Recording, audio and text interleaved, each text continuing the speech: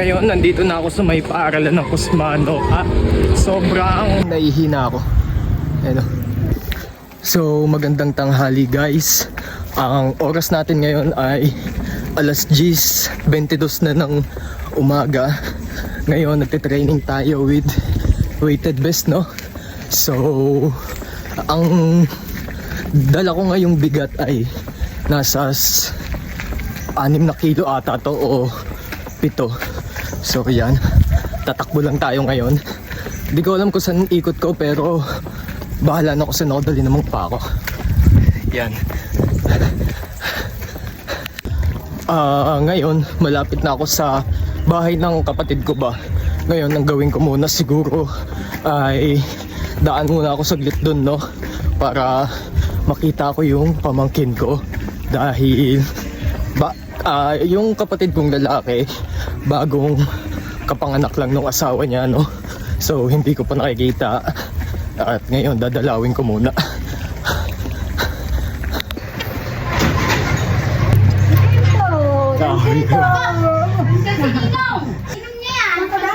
Na, magte-training pa lang mo. Yan? Oo. Sino yan? Gagwapo ba? Gwapo eh. Sino yan? Kayo.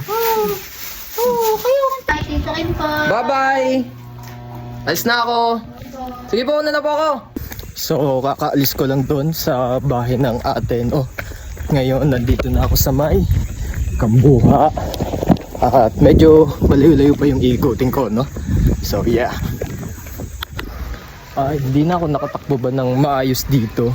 Sobrang dami ng aso ba? Kaya pa ako tinatahulan.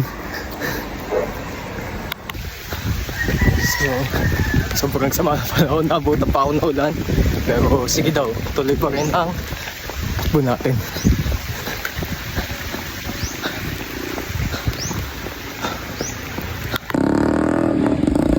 So time check, ang oras natin ngayon ay 11:05 na, no? At nag-walking muna ako kasi medyo bumibigat yung dala ko. And yeah, nandito na ako sa may barangay hall ng Kambuha at maglalakad-lakad muna ako ngayon. Ang oras natin ngayon ay 11:20 na at nandito na ako sa bahay ng Santa Maria ngayon. Layo-layo pa yung tatakbuhin ko.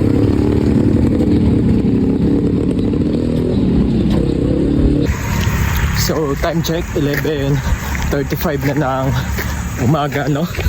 At palabas na ako sa bayan ng Santa Maria. Siguro medyo nasa kalahati na ako mula pabalik sa amin. Malayo-layo pa rin naman tatakbuhin ko. Yun. At ngayon ay umuulan na naman, no? Pero tuloy pa rin yung takbo natin. Ulan na naman. Kanina inabutan ako ng sobrang lakas na ulan, kaso tumigil din agad. Ngayon paambun-ambun na lang ng konti. At nandito na ako sa Hanayan, no?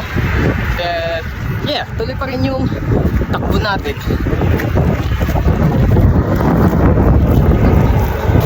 So kanina pa marami nagpapasakay sa akin, no? Akala nila pagod na ako kasi naglalakad na ako eh. Pero yeah, hindi tayo matitinag. Tatakbuhin pa din natin to. Layo pa.